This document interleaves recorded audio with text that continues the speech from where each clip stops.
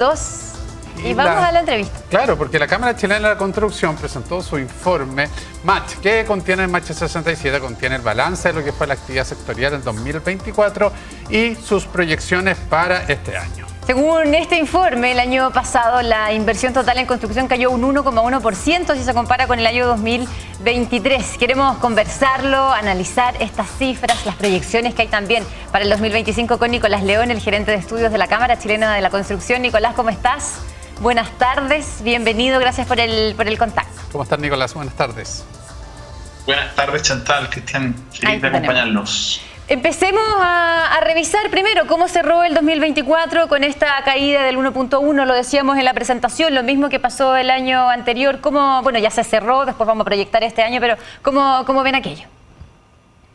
Sí, lamentablemente cerramos un año 2024 nuevamente con cifras negativas para el sector de la construcción. No sé si recuerdan, pero el año 2023 cerramos también con una caída de un 1%. Este año más o menos se repite las cifras del año pasado. Este año con mayores dificultades en el sector de vivienda que en el sector de infraestructura. El sector de vivienda cae 2,9 en su inversión y el sector de infraestructura solo un 0,1, digamos.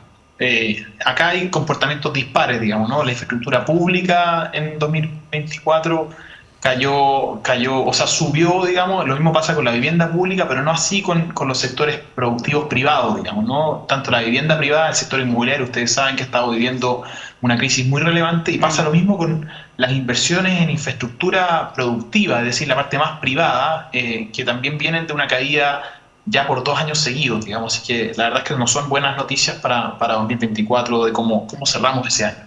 Claro, más aún, Nicolás, si a esto se suma, tú lo decías en el principio de la respuesta, se suma el año 2023 y ya se convierte en un periodo extenso de magros números en la actividad, lo que se ha visto reflejado y hemos también acá informado acerca de cierre de distintas inmobiliarias, falta de proyectos, ofertas que hoy día están pero que no se concretan, y esto ha llevado y ha impulsado también a la Cámara, y te pregunto por los resultados, cómo han visto el avance de tratar de hacer un trabajo conjunto, no solamente por parte del sector de la construcción, sino también por parte del Estado, por parte de la banca también, para poder agilizar, por ejemplo, lo que es el acceso a los créditos hipotecarios. ¿Cuál es el balance que ustedes hacen en relación a este trabajo tripartito necesario para el impulso de la actividad?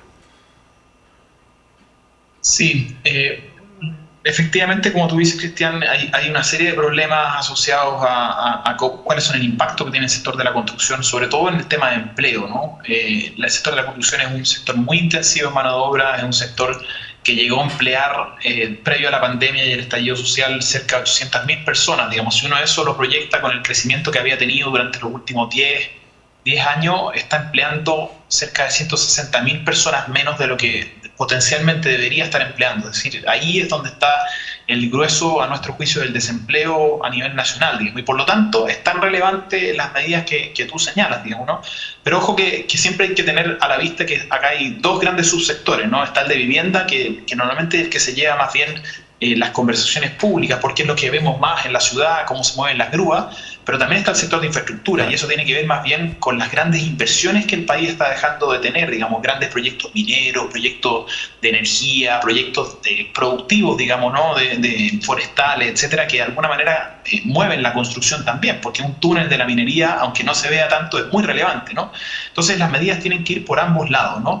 Nosotros nos hemos enfocado ahora último sobre todo en lo que tiene que ver con el sector inmobiliario, porque es justamente el que ha estado más rezagado. El área de infraestructura pareciera que ha tenido un mejor, o va a tener, de hecho, hacia 2025, probablemente vamos a conversar eso después, un mejor desempeño, pero no así el sector inmobiliario, que mantiene un rezago, y ese rezago tiene que ver con factores, algunos más coyunturales, pero también hay algunos más de largo plazo. Los coyunturales son sobre todo asociados, como tú bien decías, al encarecimiento del financiamiento para una vivienda, asociado a lo que fueron, bueno, los retiros de fondos de pensiones, el aumento de la inflación que pega en la UEF, y al pegar en la UEF pega en los créditos hipotecarios, y como tal, muchas personas que habían comprado una vivienda y que, como sube tanto la tasa de interés como la UEF, después tienen que desistir de esa opción de compra, y por lo tanto queda un stock muy relevante de unidades. Y como queda un stock muy relevante de unidades, las empresas no inician nuevos proyectos y por lo tanto se frena la construcción.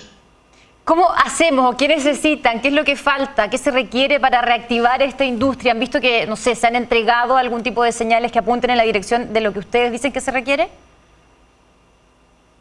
En general, las señales hasta ahora han sido bastante débiles. Nosotros, tal como ustedes señalaban, hemos tenido conversaciones constantes con las autoridades pensando en dar a conocer, no solamente constatar, digamos, las dificultades que está enfrentando el sector, sino que también el impacto que tiene no solamente en el empleo, como les señalaba antes, sino que también en la posibilidad de que las familias puedan acceder a una vivienda, que es también un problema para el país. Y por lo mismo hemos propuesto medidas de todo tipo, digamos, algunas de ellas que apuntan específicamente a mejorar, por ejemplo, el acceso de los créditos hipotecarios, es decir, incluso subsidiar directamente las tasas de crédito hipotecario. Esto sí, una medida que se le presentó a Hacienda, todavía estamos a la espera de una respuesta a propósito de esto. Esperamos que la magnitud y los plazos con que se tomen este tipo de propuestas sean también las adecuadas, porque si los apoyos llegan, pero llegan tarde, tampoco tienen mucho sentido, digamos, y como les decía, la crisis que estamos viviendo en ese subsector lo amerita. Sí, ahora, ahí ya hablando de lo que es el 2025, proyecciones se quedan cuenta de una inversión que crece un 4%, pero claro, esto es con una tasa comparativa muy baja, entonces la verdad es que ese porcentaje hay que contextualizarlo. Y en inversión en infraestructura, te lo decía, un 5.4%, que es algo mayor, sin embargo, todavía está con freno. Y te lo pregunto directamente, ¿sientes que no se ha tomado con real relevancia, por ejemplo, y esto desde la clase política también, el hecho que un proyecto como el de la permisología todavía después de un año esté estancado con todo lo que eso significa para el sector y para la productividad de nuestra economía?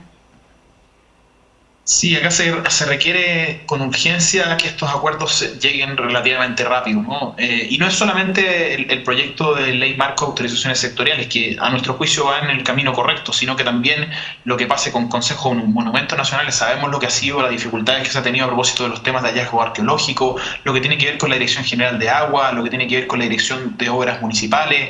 Hay muchas aristas de la permisología, ¿no? Quizás nos hemos focalizado en uno solo, que es un gran proyecto, insisto, pero no es la respuesta completa, ¿no? También lo que pasa con el sistema de evaluación de impacto ambiental, que de hecho, si uno mira en promedio cómo han ido aumentando los tiempos de aprobación de los proyectos, eso significa que, bueno, hay proyectos que no se inician, y como no se inician, insisto, no terminan ejecutando construcción y oportunidades para todas esas comunidades. Por otro lado, también hemos visto cómo se han ido bajando muchos proyectos durante el año, varios de ellos bastante paradigmáticos, digamos, si se puede decir de alguna manera, y el llamado es a tomarse en serio el tema del crecimiento económico, porque desde ahí provienen las oportunidades para la familia, pero también para que el país pueda revertir sus cifras de crecimiento que, como sabemos, se proyectan todavía bastante magras para el próximo decenio, ¿no? Eso, empecemos a proyectar ya el 2025 en curso. Estamos en el primer mes, lo sabemos, quedan harto por delante, pero ¿cómo lo ven ustedes? ¿Será que se va a revertir o quedará hasta aquí nomás este cierre de los 2 años anteriores con con más bien cifras bajas? Sí, tal como señalaba Cristian, nosotros tenemos una proyección de un crecimiento entre un 3 y un 5% de la inversión en construcción hacia el próximo año. Eso está relativamente en línea con lo que ha planteado el Banco Central y también las cifras de crecimiento del PIB. Pero como también decía, se enumeraba en la pregunta, tiene que ver con las bases de comparación muy bajas, digamos, ¿no? ¿Qué es lo que repunta? ¿Qué es lo que está empujando la construcción para el 2025? Bueno, es la infraestructura productiva, digamos, ¿no? Veníamos con muchos proyectos que se habían parado en los momentos más álgidos de discusión política por los 2 procesos constituyentes, por la reforma tributaria, bueno, por lo que fue la discusión del royalty también, por ejemplo, para la minería.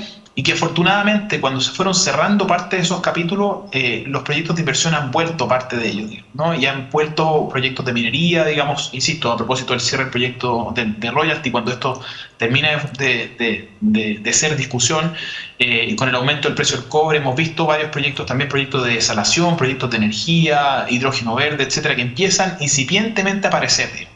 Eso nos lleva a crecer. En la infraestructura productiva nosotros estamos proyectando un crecimiento de un 9% hacia el próximo año, pero todavía nos pone muy lejos de lo que fueron los promedios históricos de la década anterior, ¿no? Y a eso es lo que tenemos que apuntar. El país tiene la potencialidad de crecer mucho más fuertemente y tiene que ver, insisto, con que las condiciones se puedan dar, la certeza jurídica exista, con que exista, digamos, bueno, el tema de permisología que comentábamos hace algunos minutos atrás, etcétera. Digamos, todos esos factores contribuyen a que las inversiones se queden en Chile y que por lo tanto se generen las oportunidades acá y podamos volver a tener crecimientos similares a los que vimos en el pasado. Nicolás, con respecto a la venta de viviendas particularmente, también hay una proyección de un aumento de 7%, 41.000 viviendas, lejos de lo previo a la pandemia, en todo caso, que eran 58.000 aproximadamente. Por una parte, ¿qué va a impulsar esta mayor ventas, siendo un número aún bajo? Y si van a haber oportunidades también para que las personas o las condiciones para que las personas adquieran una vivienda van a ser menos difíciles. Sí, alguien que hoy día tenga la capacidad de poder acceder a una vivienda, yo le recomendaría que lo hiciera, porque la verdad es que estamos en un buen momento, es una oportunidad. Las crisis son oportunidades para aquellos que pueden ejecutarla. ¿Por qué? Porque hemos visto en el último tiempo buenas ofertas en el mercado de las unidades que hoy día están en ese sobrestock. Las empresas necesitan liquidar estas unidades, sobre todo cuando esas unidades están terminadas, porque empiezan a tener otro tipo de costos, digamos, unos costos financieros, etcétera, incluso gastos comunes en algunos casos. Entonces las empresas necesitan deshacerse de ese stock y por lo tanto existen oportunidades de descuento 20, 25, hasta 30%, hemos visto en algunos casos, ¿no? Eso, sumado a que hemos estado viendo también mejoras en las tasas de interés en los últimos 6 meses. Tuvimos en algún minuto la tasa de interés de crédito hipotecario estuvo en un 5%, hoy día está más cerca del 4.3%, digamos.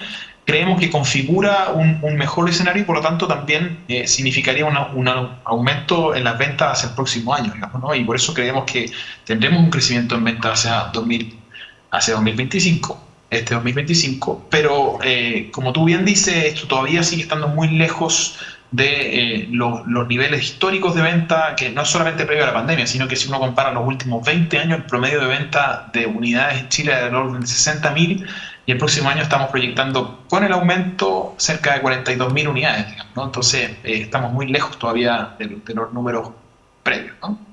Ahora, Nicolás, desde el sector financiero, ¿qué en relevancia tiene las medidas que ellos adopten también en la contribución de agilizar, por ejemplo, el otorgamiento de crédito? ¿Está el espacio, hay oportunidades para que efectivamente las condiciones crediticias, las exigencias puedan variar y así agilizar la venta de viviendas?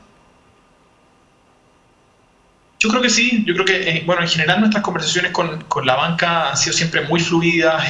Hay bancos que han hecho contribuciones muy relevantes y no solamente hablo de la banca privada, sino que también de la banca pública, es decir, el Banco Estado, que en general está buscando alternativas para sacar hipotecazos constantemente, buscando mejorar las condiciones y también tener aprobaciones lo más rápida posible, digamos, ¿no? Pero sabemos que las dinámicas de esas tasas hipotecarias no dependen de la voluntad, digamos, de un banco u otro, sino que tienen que ver con la capacidad que esos mismos bancos tienen para poder financiarse a tasas más bajas, y eso tiene que ver con el financiamiento que pueden tomar, por ejemplo, con los bonos del Tesoro de Estados Unidos, con otras dinámicas que Chile lamentablemente es un país muy pequeño y que de hecho ha perdido profundidad en su propio mercado financiero, por ejemplo, por los retiros de fondos de pensiones. Entonces, esas medidas nos hacen más volubles a los cambios de tasa que puedan haber a nivel internacional y por tanto, más que apelar a la voluntad de un banco, lo que tenemos que hacer es mejorar las condiciones del mercado chileno, digamos, como se tuvo en el pasado, para ser menos voluble a esos cambios, ¿no? Nicolás León, gerente de estudios de la Cámara Chilena de la Construcción, muchas gracias por esta conversación, el análisis de lo que ya pasó, pero también proyectar este 2025. Que estés muy bien. Buenas tardes. Nicolás.